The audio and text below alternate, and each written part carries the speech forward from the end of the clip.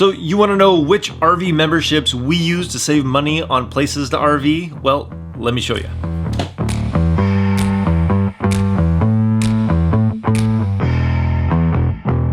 How's it going? I'm Jared Gillis. Welcome to another All About RVs. Today we're looking at RV memberships. There's so many different ways to get out there and enjoy your RV. You can have the simplicity of getting out there and enjoying a boondocking location in the peace and quiet and nature.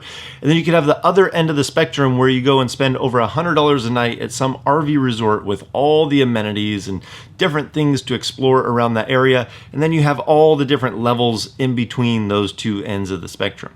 But if we look at RV memberships, they can help extend your time out there and enjoy some of these different ways to use your RV. So let's dive into the short list of memberships that we feel like have saved us a decent amount of money. So first on the list is Passport America. You can actually download their app before you sign up for the membership. You can look through the RV parks and just kind of check it out, see if it fits for you. I don't know why, but there's actually two Passport America apps. I prefer the one with the circle logo, not the My Passport America app. Some reason this one's just easier for me to use. I can hit the parks nearby and then I can see every park as I scan around the map.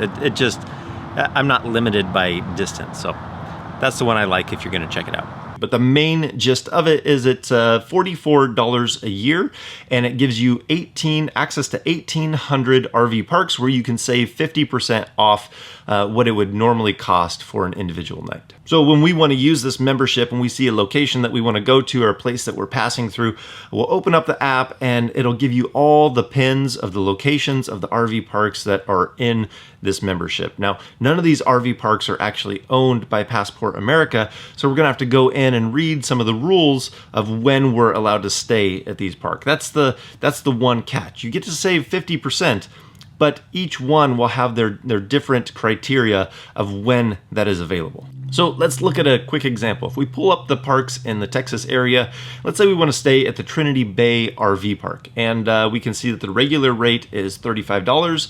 The Passport America rate is $17.50. So great, 50% off, but we want to scroll down to the important campground notes and select those, and it'll tell us the criteria of when we can stay there. So it's valid for just 3 days. We can get that discount, and it's got to be during the week, and it can't be during Gator Fest. So anytime during the week, as long as it's not Gator Fest, we can stay there for 3 nights at 50% off. So not a bad deal. So if we wanted to look at another one, we actually just stayed at this park, the Jolly Roger, down in the Florida Keys, and we can find the rate right here in the app. So we can see that the regular rate is usually $94 for the privilege of being able to stay here in the middle of the Florida Keys, be able to snorkel right from the RV park and just enjoy your time there. But we were able to get it for $47 per night for 5 nights. So it's a little bit more than we usually spend in an RV park, but being in the middle of the Florida Keys was definitely worth it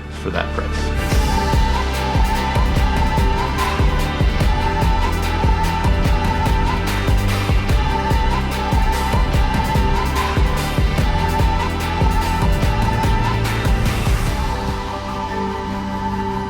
Now, before we get into this next one, if you're looking for more information or links to these different memberships, I'll put links down in the description so you can just click on those and go right to the membership page. But the next one is Harvest Host. This one's pretty neat and pretty interesting because for $79 to get into the membership for no additional cost, you can stay at farms, wineries, breweries, museums, some really beautiful location for no additional cost than the membership.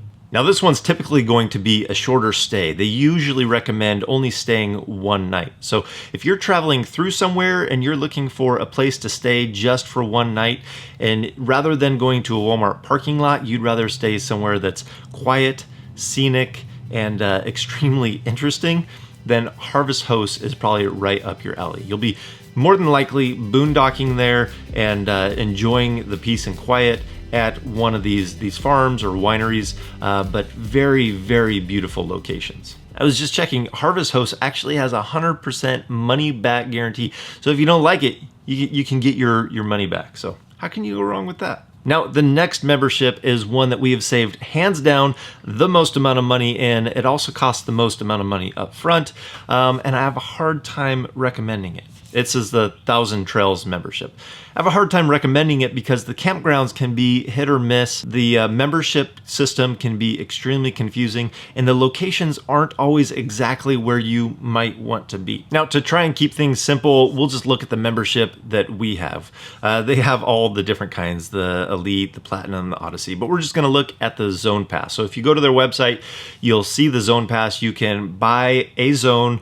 You have the whole United States made up of 5 zones. You can buy a zone for $585.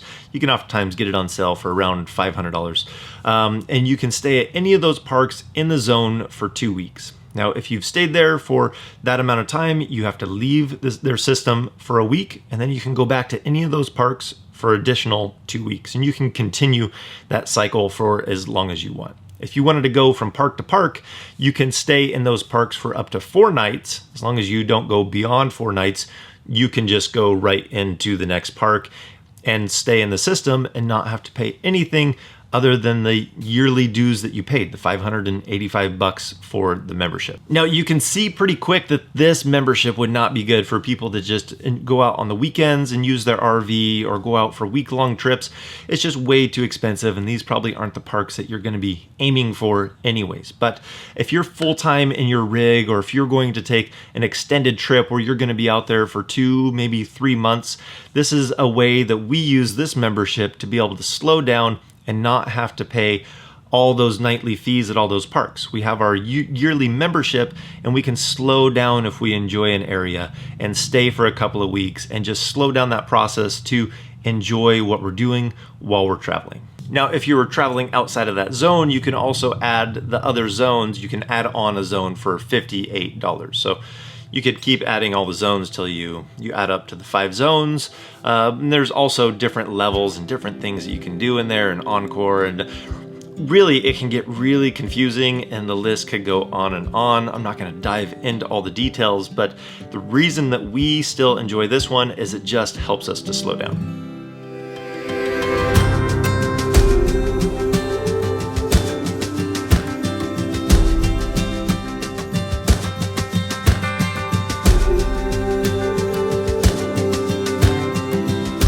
Now, one that we used to have that we don't currently have anymore is Good Sam. We just didn't find ourselves using it all that much. Now, it is the cheapest membership that you can get out there. For $29, you can be part of the Good Sam Club. That would save you 10% at RV parks.